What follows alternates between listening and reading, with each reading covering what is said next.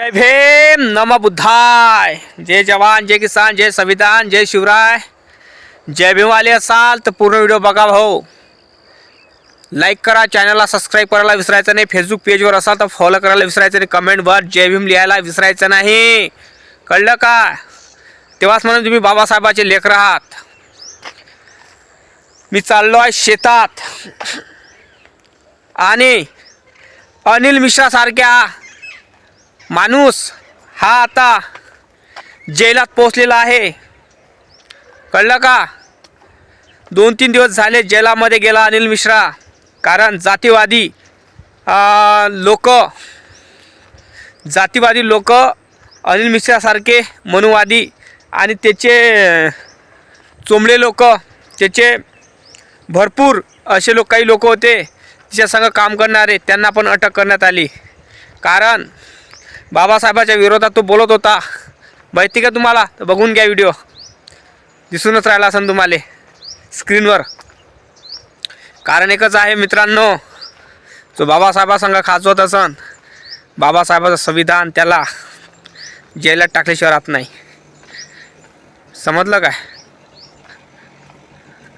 कारण कसं असते, बाबासाहेबाचं संविधान हे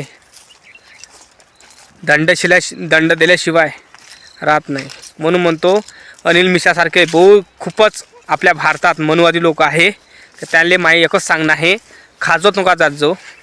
आता अनिल मिश्रा गेला जेलात.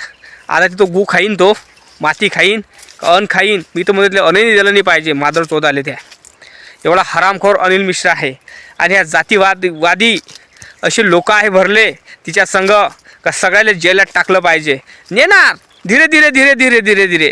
कारण त्याचे जेवढे संयोजक होते सगळ्यांना अंदर टाकलं म्हटलं जेलात. तो पण गेला अंदर जेलात. थांब अजून माजू नको अनिल मिश्रा. अजून काही झालं नाही, तुला जन्म ठेपणी होणार, लक्षात ठेवजो. कारण बाबासाहेबाच्या संविधानासंग खाजून राहिला, बाबासाहेबाच्या विचारासंग खाजून राहिला. तुला काय वागा भाजीपाला वाटू राहिला का रे बाबासाहेब आंबेडकर? भुकाट तोंड आहे हो.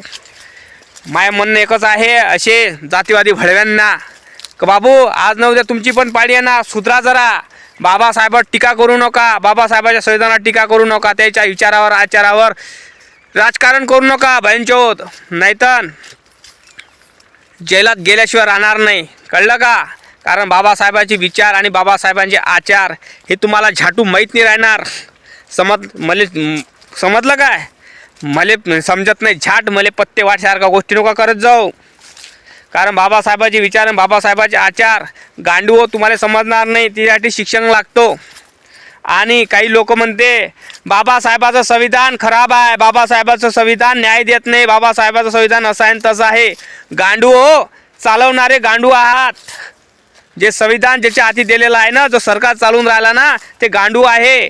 10 वर्ग नापास आहे, अंगणवाडी नापास आहे. त्याला काय चालता येईल रे संविधान चालवण्यासाठी? त्याच्यासाठी एज्युकेशन लागतं, शिक्षण लागतं, सगळ्या गोष्टी लागतं, तेव्हा चालवता येतं.